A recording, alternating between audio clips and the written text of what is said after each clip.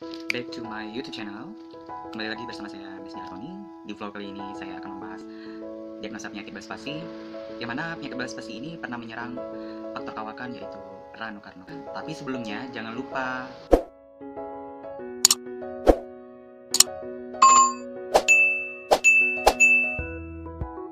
langsung bungkus.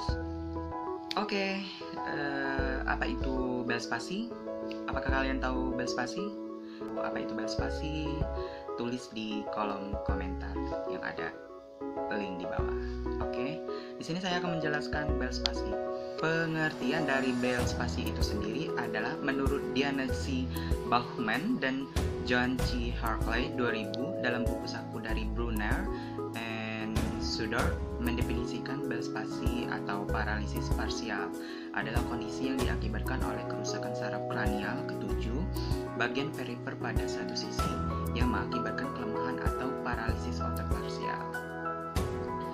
Partial Bell atau paralisis wajah adalah saraf kranial ketujuh pada salah satu sisi yang mengakibatkan kelemahan atau paralisis otot wajah.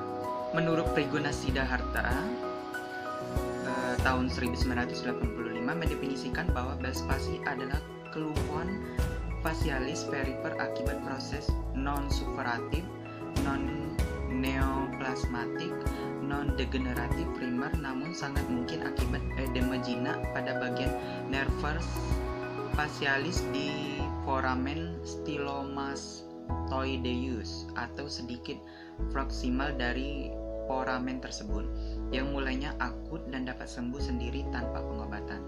Nah, penyebab dari belas spasi ini diketahui meskipun memungkinkan dapat meliputi iskemi vaskular, penyakit virus seperti herpes simplex atau cacar, herpes zoster, dan penyakit autoimun atau kombinasi semua faktor ini. Menurut Harsono tahun 2009 mengatakan paralisis parsial perifer dapat terjadi pada penyakit-penyakit tertentu, misalnya diabetes mellitus atau penyakit gula darah, hipertensi atau darah tinggi, anestesi lokal pada pencabutan gigi atau pembiusan, infeksi telinga bagian tengah, sindrom Guillain-Barré, kehamilan trimester terakhir, meningitis, perdarahan, dan trauma. Apabila faktor penyebab jelas maka disebut paralisis facialis perifer dan bukannya paralisis Bell. Patofisiologi dari belas spasi ini dipertimbangkan dengan beberapa tipe paralisis tekanan, inflamasi dan edema saraf pada titik kerusakan atau pembuluh nutriennya tersumbat pada titik yang menyebabkan nekrosis iskemik dalam kanal yang sangat sempit. Ada kelainan wajah berupa paralisis otot wajah, peningkatan lakrimasi atau air mata, sensasi nyeri pada wajah, belakang telinga, dan terdapat kesulitan bicara pada sisi yang terkena karena kelemahan atau otot wajah. Pada kebanyakan klien, yang pertama kali mengetahui paresis atau manifestasi klinisnya adalah atau gejalanya, menurut Harsono tahun 2009 mengatakan pada awalnya penderita merasakan ada kelainan di saat bangun tidur, menggosok gigi atau berkumur, minum atau berbicara. Setelah merasakan adanya kelainan di daerah mulut, maka penderita biasanya memperhatikan lebih cepat dengan menggunakan cermin.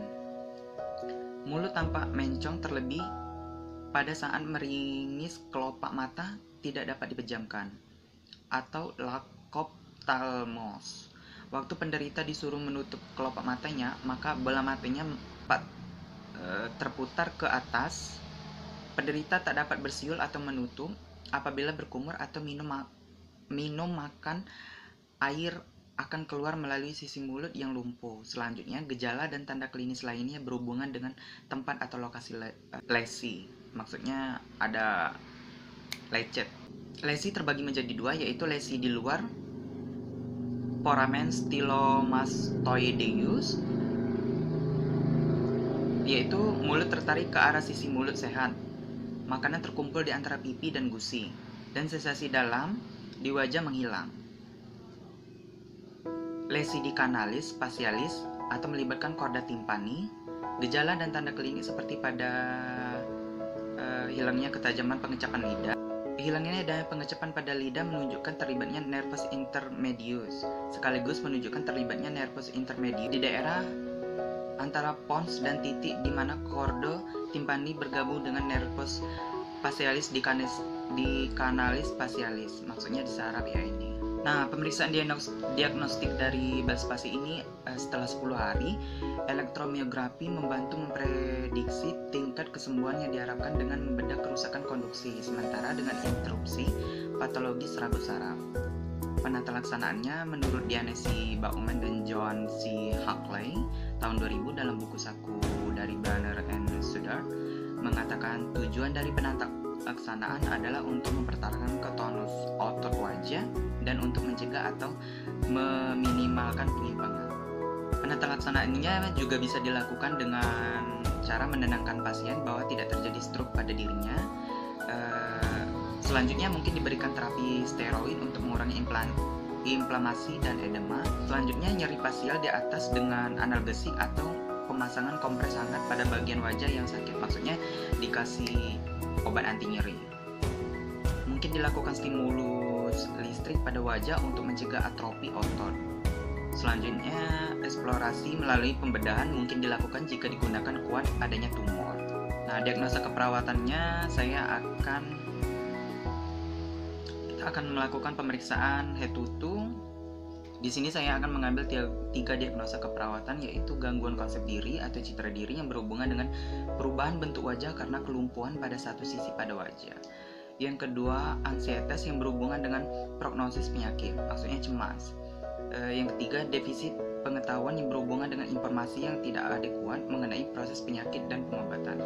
Cukup sekian pembahasan dari saya. Nantikan vlog-vlog saya yang selanjutnya dalam pembahasan suatu diagnosa keperawatan atau penyakit selanjutnya. Lebih dan kurang saya mohon maaf. Tolong like, subscribe, and share video ini. Dankeschön.